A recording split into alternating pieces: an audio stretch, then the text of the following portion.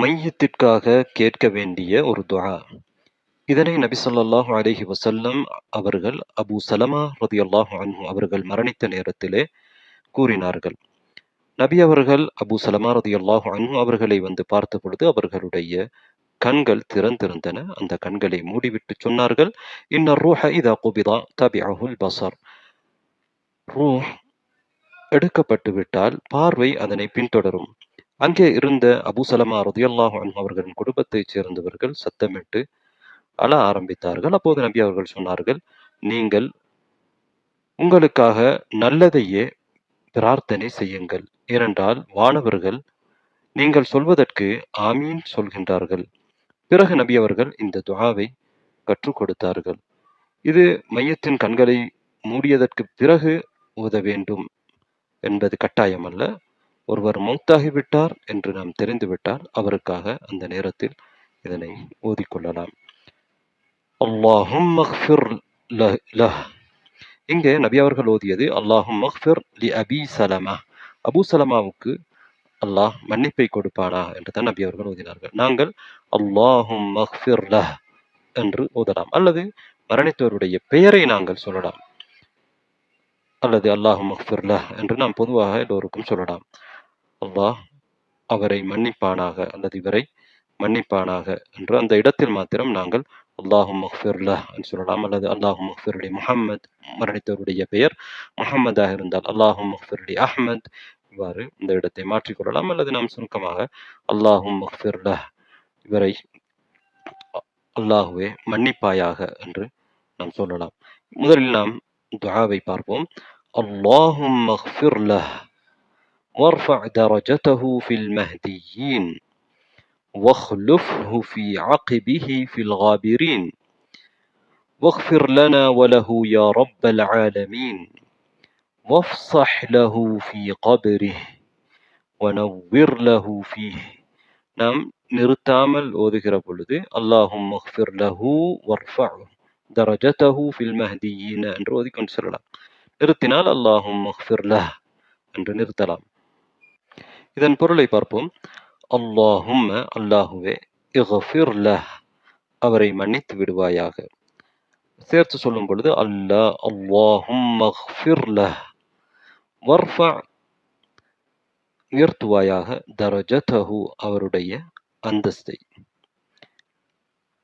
Fill மஹ்தியீன், மஹ்தியீன் என்பது நேர்வழி கொடுக்கப்பட்டவர்கள், ஹிதாயா கொடுக்கப்பட்டவர்கள்.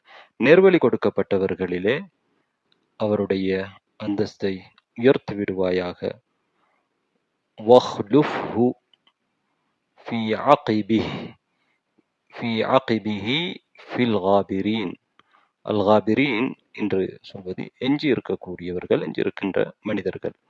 எஞ்சி இருக்கின்ற மனிதர்களிலே இவருடைய அகிப், இவருடைய குடும்பத்தார்கள், இவர்கள் விட்டு செல்லக்கூடியவர்களுக்கு நீ பொறுப்பாக இருந்துகொள். வஹ்லுஃப்ஹு, அவருக்கு பிறகு நீ பிரதிநிதியாக இருந்துகொள் என்று நாங்கள் அல்லாஹ்விடத்திலே கேட்கின்றோம். வஹ்லுஃப்ஹு ஃபி அகிபிஹி ஃபில் காபிரீன், எஞ்சி இருக்கும் மனிதர்களே அவருடைய குடும்பத்துக்கு நீ பிரதிநிதியாக, அவரின் பிரதிநிதியாக இருந்துகொள்.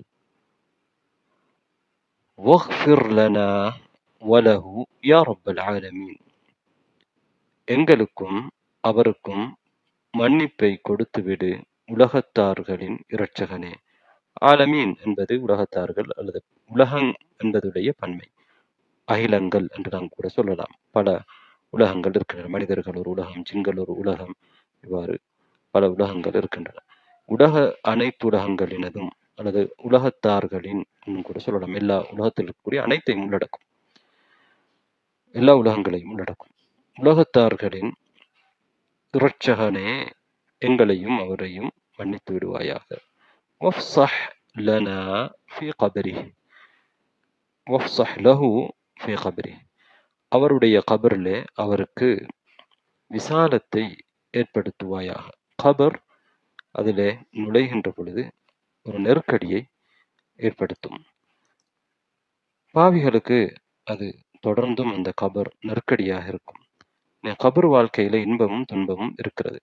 அந்த கபரை விசாலமான ஒன்றாக ஆக்குமாறு நாங்கள் இந்த இடத்திலே கேட்கின்றோம். வஃப்ஸஹ் லஹு في قبره وَنَوِّرْ لَهُ فِيهِ வனவ்விர் என்றால் ஒளிமயமாக்குவாயாக, நூரை ஒளியை கொடுப்பாயாக அவருக்கு, அவர் அதிலே, அதிலே என்றால் அவருடைய கபரிலே, அவருடைய கபரிலே அவருக்கு ஒளியை கொடுப்பாயாக. கபர் இருளாகவும் இருக்கும், பாவிகளுக்கு கடும் இருளாக இருக்கும். நல்லவர்களுடைய கபர் அவர்களுக்கு அது வெளிச்சமாக இருக்கும். கபர் வாழ்க்கை என்பது எங்களுக்கு தெரியும், பர்சக் வாழ்க்கை. அது நாங்கள் எந்த இடத்தில் இருந்தாலும், நிலத்துக்குள் புதைத்தால் மட்டுமல்ல, ஒரு பெட்டிக்குள் போட்டு வைத்திருந்தாலும், மீனுடைய வயிற்றுக்குள் விழுங்கப்பட்டிருந்தாலும், பற்ற வைக்கப்பட்டு துகள் துகளாக பறக்க விடப்பட்டாலும், கபர் வாழ்க்கை என்பது ஒவ்வொருவருக்கும் இருக்கிறது. அது எங்களுடைய புலன்களால் உணர முடியாத ஒன்று.